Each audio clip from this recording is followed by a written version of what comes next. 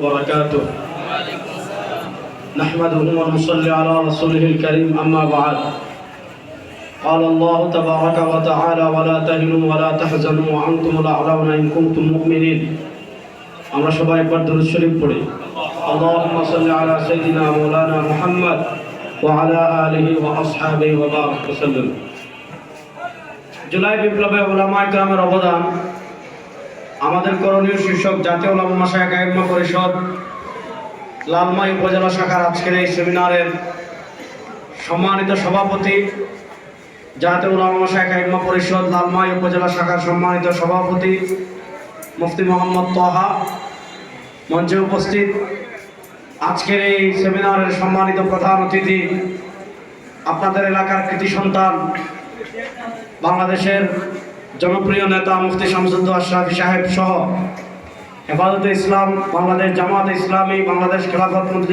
মজলিস সহ অন্যান্য বিভিন্ন রাজনৈতিক দলের সম্মানিত নেতৃবৃন্দ, আপনি যদি উপমহাদেশের ইতিহাস দেখেন, এই উপমহাদেশের ইতিহাস যখনই বিপন্ন হয়েছে সবার আগে যারা বুক পেতে দাঁড়িয়েছে তারা হলো ইসলামপন্থী সাধারণ মুসলমান এবং মাদ্রাসার ছাত্ররা।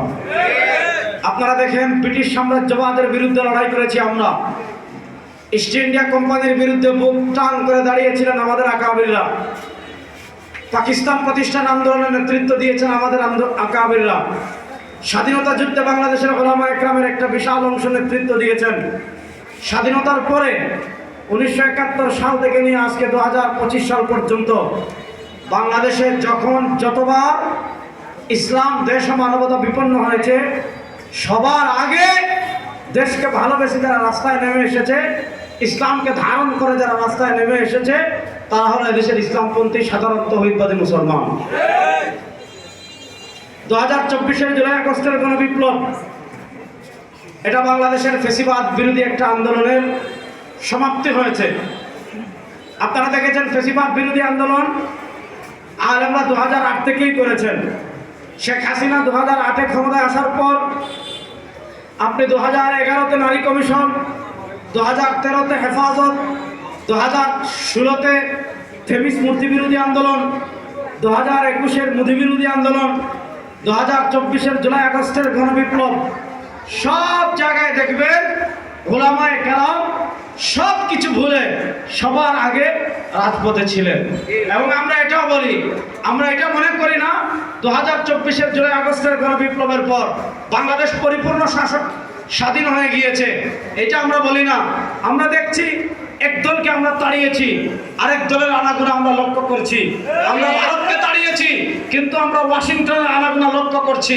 আমরা জাতিসংঘের মানবাধিকারের কমিশনের নামে পশ্চিমা এজেন্ডা বাস্তবায়নের আমরা চেষ্টা করছি। শোনেন, বাংলাদেশে আমরা ঘুমিয়ে যাই নাই। আপনারা যদি বাংলাদেশে পশ্চিমা কোনো এজেন্ডা বাস্তবায়ন করার চেষ্টা করেন, যদি যুদ্ধ করার প্রয়োজন হয় আমরা যুদ্ধ করার জন্য প্রস্তুত আছি। বাংলাদেশে আমরা যেমন ব্রিটিশ কলোনি বাংলাদেশকে হতে দেই নাই, ব্রিটিশ কলোনির বিরুদ্ধে যেমন আমাদের সংগ্রাম ছিল, ভারতের কলোনি বানানোর ষড়যন্ত্র করেছিল আওয়ামী লীগ, সেটার বিরুদ্ধে আমাদের ষড়যন্ত্র ছিল। বাংলাদেশকে কেউ যদি ওয়াশিংটনের কলোনি বানানোর স্বপ্ন দেখেন এবং পশ্চিমা যে কয়েকটা এজেন্ডা আছে সেই এজেন্ডা যদি বাস্তবায়ন করার চেষ্টা করেন, বাংলাদেশে কেউ ভারতের এজেন্ডা বাস্তবায়ন করতে পারে নাই। যারা ভারতের এজেন্ডা বাস্তবায়ন করার চেষ্টা করেছিল, বাংলাদেশ থেকে ভারত খুবই কাছে, তারা পালিয়ে যেতে পেরেছে। কিন্তু যারা ওয়াশিংটনের এজেন্ডা বাস্তবায়ন করতে চাইবেন, ওয়াশিংটন 7 সমুদ্র 13 নদীর ওপারে, তারা কিন্তু আপনাকে ভিসা ছাড়া নিবে না, আপনাকে ভিসা দিবে না। সুতরাং আপনারা হিসাব করবেন, ওয়াশিংটনের কলোনি বানাতে চাইলে আপনাদের পালানোর জায়গা নেই, এই দেশ থেকে কোথাও পালিয়ে যেতে পারবেন না।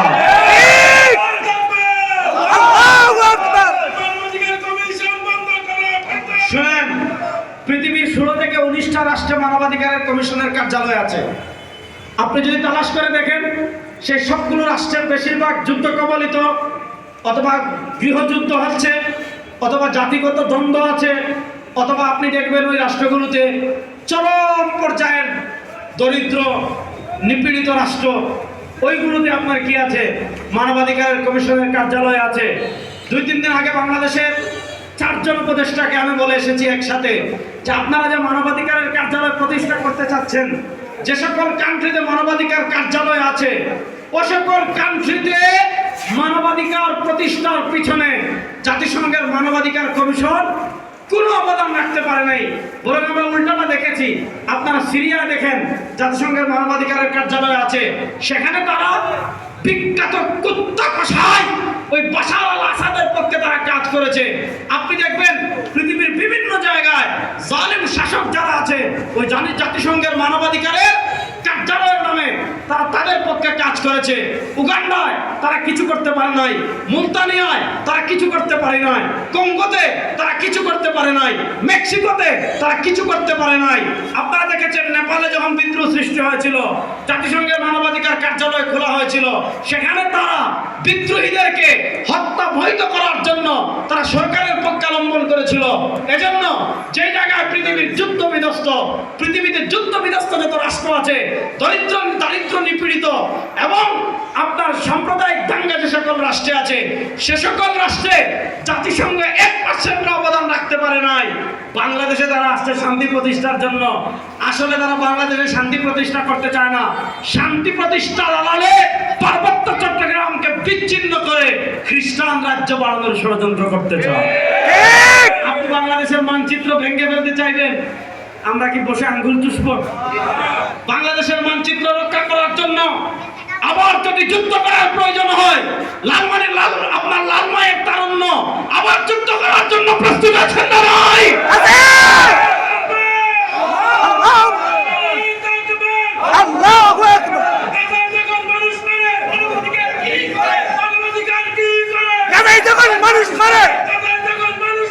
মানবাধিকার কি করে?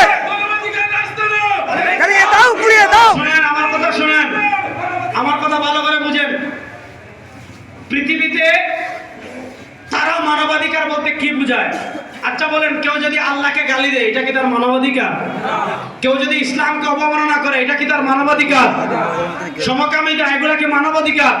LGBTQ, এগুলো কি মানবাধিকার? তারা মানবাধিকারের নামে আমাদের দেশে এগুলো প্রতিষ্ঠা করতে চায়। বাংলাদেশে একজন ইসলামপন্থী জীবিত থাকতে ও সকল এজেন্ট আমরা বাস্তবায়ন হতে দেব না ইনশাআল্লাহ।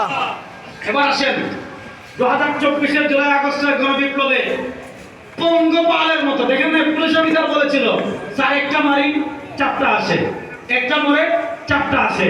প্রশ্ন হলো, পঙ্গপালের মতো এদেশের তারুণ্য, পঙ্গপালের মতো এদেশের স্কুল কলেজ মাদ্রাসা ভার্সিটির ছাত্ররা, এদেশের ইসলামপন্থী তাওহীদবাদী যুবকেরা কেন রাজপথে নেমে এসেছিল?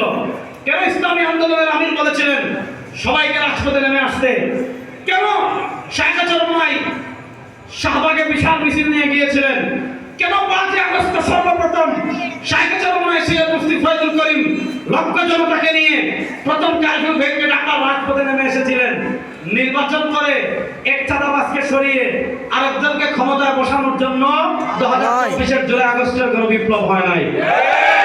বাংলাদেশের রাজনীতিতে মৌলিক সমস্যা দুইটা। একটা সমস্যা হলো বাঙালি জাতীয়তাবাদের নামে এখানে ভারতীয় বয়ান আমদানি করা হয়েছে। 2 নম্বর, ধর্মনিরপেক্ষতার নামে এখানে কাঠামোগত ইসলাম বিদ্বেষ চাষ করা হয়েছে। আপনারা দেখেছেন গত 52 বছরে বাংলাদেশে সবচেয়ে বড় যে মৌলিক সমস্যা ছিল সেটা ছিল অনিয়ম, আর আরেকটা ছিল দুর্নীতি। এই অনিয়ম দুর্নীতি আমাদের দেশে কাঠামোগত ইসলাম বিদ্বেষ তৈরি করেছিল।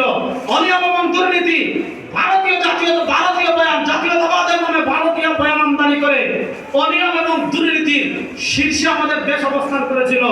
বিমান পড়ে যাওয়ার পর আমরা দেখি বিমানের ফিটনেস নাই, গাড়ি অ্যাক্সিডেন্ট হওয়ার পর আমরা দেখি গাড়ির ফিটনেস নাই, ব্রিজ ভেঙে যাওয়ার পর আমরা দেখি ব্রিজের ফিটনেস নাই, রাস্তা গর্ত হওয়ার পর আমরা জানি রাস্তার ফিটনেস নাই। এদেশে অনিয়ম আর দুর্নীতি আমাদের মজ্জাগত স্বভাব।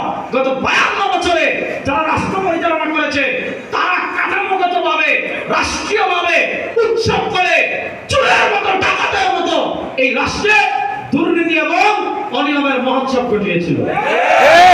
পৃথিবীর কোনো এমন নজির নাই যে রাষ্ট্রের হাজার হাজার কোটি টাকা বিদেশে পাচার হয়ে যায় পৃথিবীর এমন নজির খুবই কম রাষ্ট্রে পাবেন যে রাষ্ট্রে ব্যাংক ডাকাতি হয়ে যায়, যে রাষ্ট্রে শেয়ার বাজার ডাকাতি হয়ে যায়।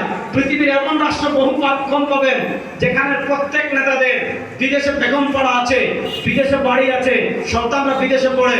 শুনেন, যেই নেতা বিদেশে বাড়ি আছে, যেই নেতা ফ্যামিলি বিদেশে থাকে, যেই নেতা বিদেশের ভিসা আছে, এদেরকে এবার ভোট দেবেন না। কারণ আপনারা দেখেছেন তাদের বিদেশে বাড়ি থাকে, গাড়ি থাকে, টাকা থাকে, টাকা পাচার করে আপনাদেরকে বিপদে ফেলে তারা কিন্তু ঠিকই হেলিকপ্টারে পালিয়ে যায়। 2024